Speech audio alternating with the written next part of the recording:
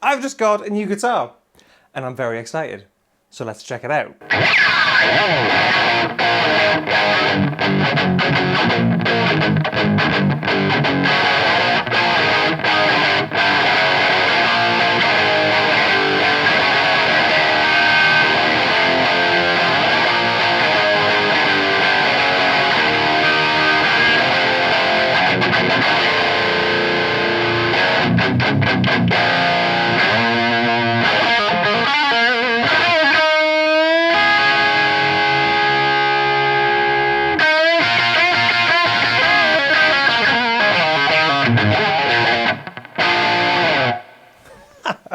It's a ridiculous thing. It is, of course, a Gibson Les Paul Junior. These have been on my radar for years, but I've never pulled the trigger until now. Normally I like things with a lot more pickups and some variation of a tremolo, but being a lover of old school punk rock, I know these are so many, you see Juniors in so many genres, but these are the ultimate guitar for the harder you hit them, the better the sound, and this one's a corker. This might sound ridiculous, right? But I always find that each guitar has a certain chord which really, it flies out of it. Like I threw the same guitars and that might be a different chord for each of the guitars depending on the wood and stuff. And there's a reason I started with Hitching a Ride. This B down here, like I know I'm an E flat, but this B.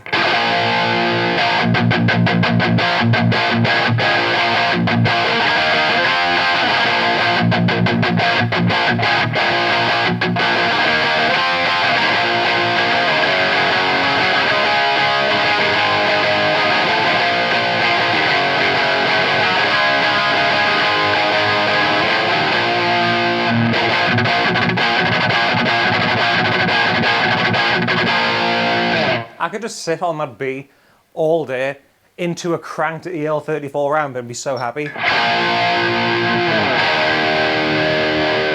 So this guitar more specifically is a 2024, so it's a COVID caster. It was made when the world was in lockdown. That doesn't make it better or any worse. I don't know why I'm talking about this so much, but yeah, 2020. And what does suck for my job being here on the internet with cameras on, black guitars love reflecting, they love fingerprints and they love dust. So like I said, this isn't a new guitar, so there's plenty of marks and dings and you can see every fingerprint, every piece of dust and whatever on it. But like I said at the start, Juniors sound great when playing punk, and punk rockers aren't necessarily too kind to the guitars. So when you see battered Juniors, they just look so good. So bring on the dents. And you know what's also a smidge ridiculous as well? I've missed the hum. The single coil P90 hum. In a world of where you get so used to humbuckers and quiet single coils and EMGs and stuff, this kind of makes everything feel a bit more alive. Like depending on where you stand, the noise and the electricity's under your fingertips making noise through an amplifier. It's invigorating, like.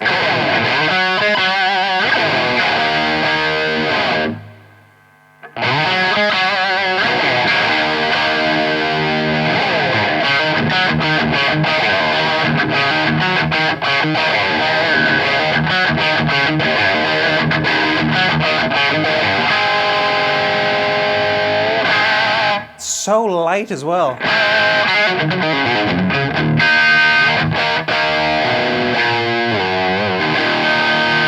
Not used to having a light guitar. Those SGs weigh a ton. Everything else I've got weighs a ton. This feels like it's gonna fly away in the best possible way. And that lightness kind of is one of the reasons why I bought it.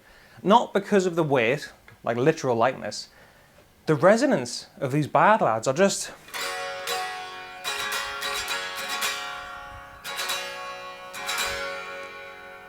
It feels like you're playing an acoustic guitar. Obviously that'll come across terribly through this little lav mic, but when it's two pieces of mahogany with a set neck, with the strings bolted directly to the body, it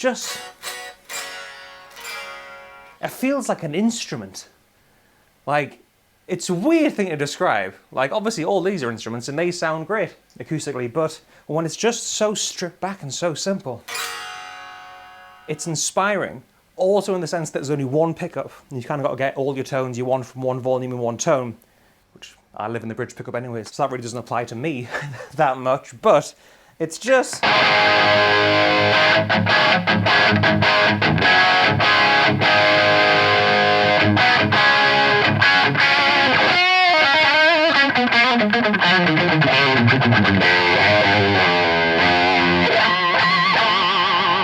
Low output P90 as well, man. It gets you going.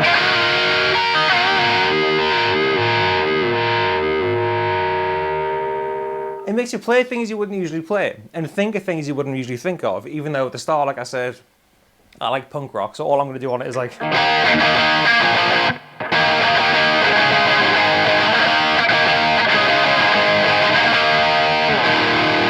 Obviously I'm playing a ton of Green Day, and that's one of the reasons why I wanted a black Junior, because Billie's got his famous one with the religious woman on the front that's all battered and stuff.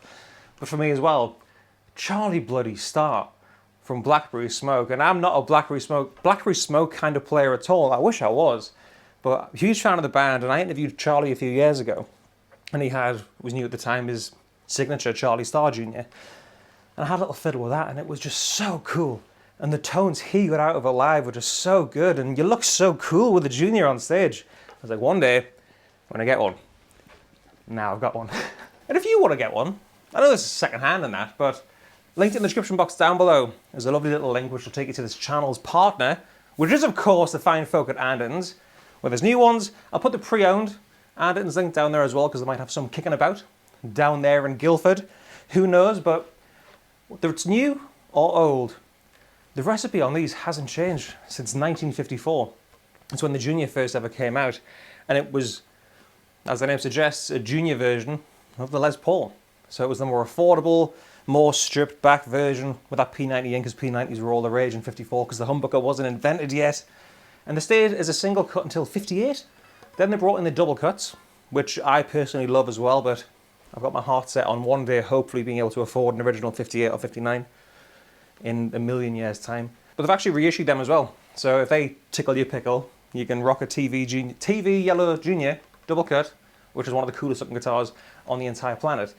We had made them in the double cut for a while, and then the SG Juniors, which are wonderful. But these guys, these mahogany, I think this is two pieces of mahogany. I can kind of see a split down the middle, which is expected. It's not going to be a single piece. I believe the custom shop ones are probably a single piece that are like $5,000, but this was nowhere near that.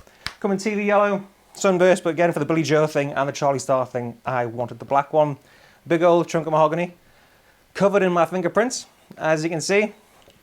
Set mahogany neck. It's a 50s vintage profile, so it's a chunky boy, which probably helps with the whole resonance and stuff, because it's just gorgeous. Got the old school silkscreen logo, no mother of pearl on that. Vintage style tuners, no frills, one single Gibson P90, which I might change in a second. I want to change some bits later on in this video, see what happens. Gibson P90, wraparound bridge, one volume, one tone. Bob's your uncle, Fanny's your aunt. This G chord's going to sound great, I just know it.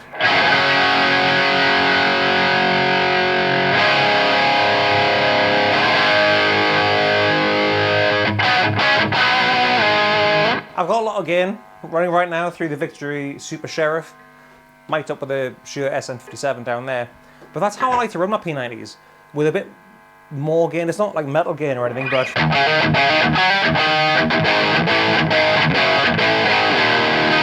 because these guys, these P90s are so responsive and reactive and dynamic to your pick attack, like how hard you pick and the volume of your guitar. So if you want to get this tone, but say in the verses, roll down to like 8.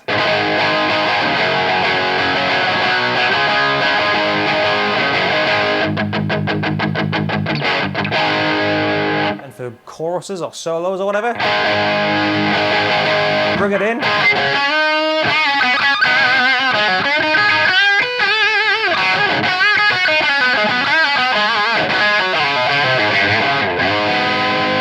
Anyways, when you roll the volume all the way down as well, well, just a little bit, they clean up wonderfully.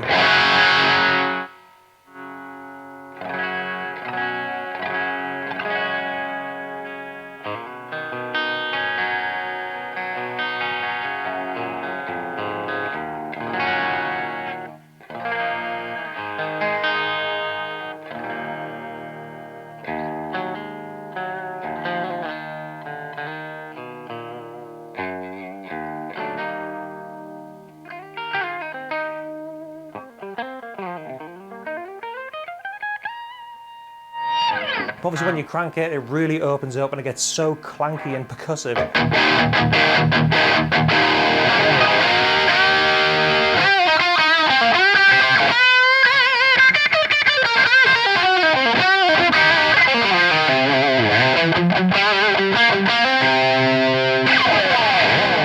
They're just so much fun to play.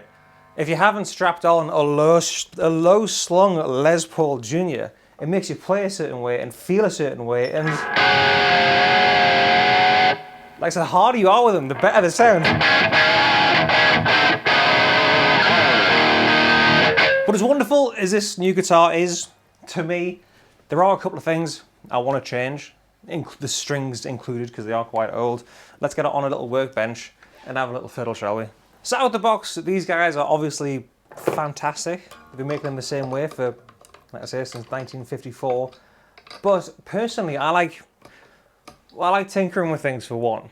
And secondly, when I play a new guitar, sometimes I feel like it's not mine. You kind of get used to it. You feel like you're playing someone else's guitar until you kind of settle into it. And the way that I always speed that up, for me, is to mess with it. Now, nothing crazy. However, I have seen a great picture online of one of these. I think it's an original 50s one, like a 56, with a Floyd Rose on. Hopefully I can find the picture and put it on screen right now. That's cool. I might do that if Floyd Rose want to reach out and give me a Floyd. I'm not going to pay for a Floyd and put it on it, but if you want to see something crazy, that's certainly crazy. But my main things are, well, I was going to change the pickup, right? I was going to put, because I've got an Antiquity Seymour Duncan P90 that I used to have in this red SG, when for a portion of its life, this poor guitar had a single P90 in the bridge. It was really cool. But I took that out because I wanted 3 pickups instead of 1. So I've got that downstairs, and I was going to change it, but this is raunchier. I like the raunch. I think that's more vintage inspired. This is a bit more, it cuts a bit more, so I think I'm going to keep the Gibson P90 in it. But the main thing for me is the bridge. So there's certainly nothing wrong with the advanced plating bridge that they come with, but I've got this Music City bridge, which, as you can hopefully see, if I put them in the right place of the bloody camera, it's got like compensated, it's like molded in a compensated way, so to help with intonation and the like. And this weighs like a quarter of this. I'm sure it's aluminium. I'll slot that in there. So that's all good and fun. Actually, that'll fall out because it's so light. So that's going to be the main thing, besides the strings, because I like heavy bottom strings. Good old D'Addario NYXL or XS 10 to 52s. So they're going on it. Luckily, I bought this from a very reputable chap who oiled the fingerboard for me and polished the frets and stuff. So I haven't got to do any of that, which you normally have to do with second-hand guitars. And lastly, just for personal preference, actually I'll probably do that now, I'm going to change the knobs out to witch hat knobs. The Gibson witch hats. It might not look good, people might be like, that doesn't look as good as it did before, but I'm so used to these, like a knurled pot, especially on a Gibson, that I just need to know it's there. If I'm looking at the crowd and I reach down and I feel a knurled witch hat knob, I know exactly what to do with it. And I'm also going to put the little pointers on as well. These glorious big old CTS pots. Orange drop caps in this guy as well. Exactly what you'd expect. So I've got the little thumb bleeder pointers, just so I know where I am. So I've got them on every Gibson guitar witch hat knobs that I have and have ever had. So it'd be weird not to put them on this. Pop you on there. Tone on here, where's 10? There we go. What's your thoughts? Witch hats, yay or nay with the pointers? That feels good to me. That feels exactly what I want. So whether you like it or not, they're staying for the time being. I love cracking open a fresh set of strings as well. It's like cracking open the first beer in a beer garden on a sunny day. It's just, you know, things are going to get better from here on out. So there we are. We're all in, suitably backwards. Now just, actually I'm gonna lube the nut because I can.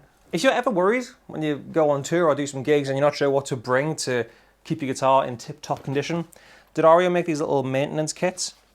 which have everything you'd need in, from like fret polishing cloths to capos and string gauge, height, ruler things, and the little string lube guy.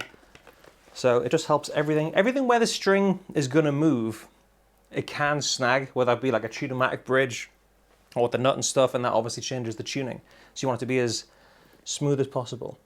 You can get the Big Ben's nut sauce and stuff as well, or use Vaseline.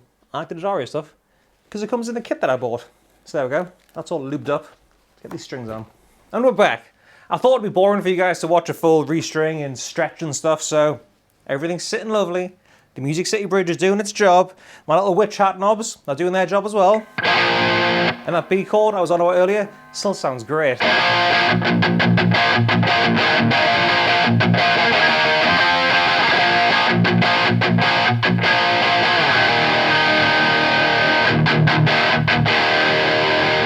The thicker strings have given it a bit more girth.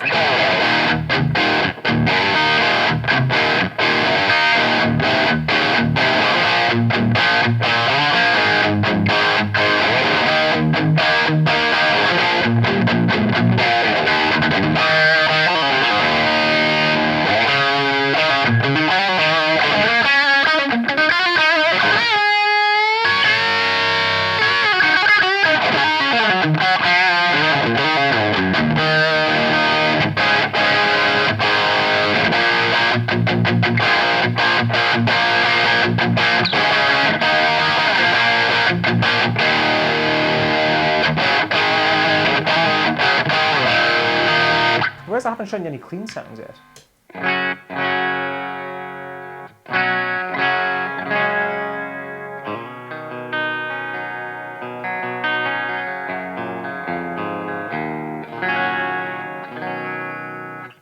Clean P90.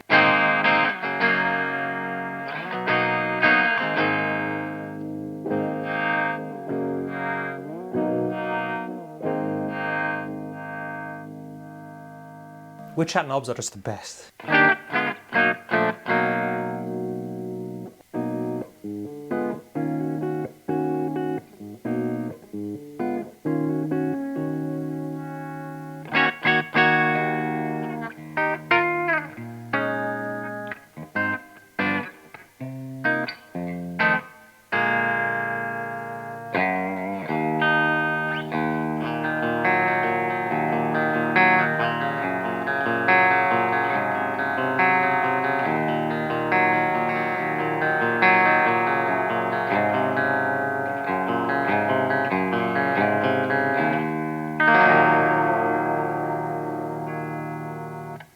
Clean P90, man.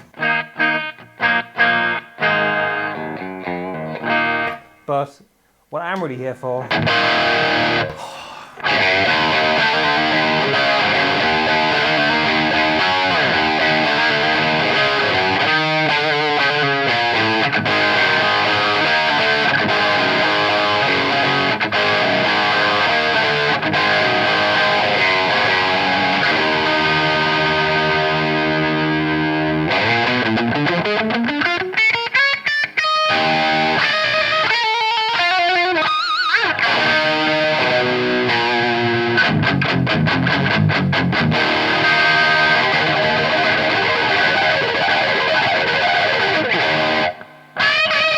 strings, I might not stretch them in enough.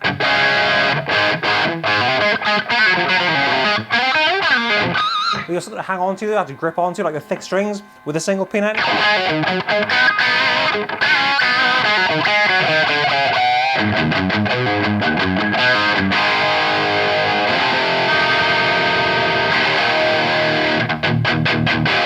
I'm so happy. It's great. What do you think? Let me know in the comments, and like I say, if you want to grab one for yourself, the link to Anderton's is in the description box down there as well. And like I say, this is 2020, but they haven't changed since 1954. So they're all the same.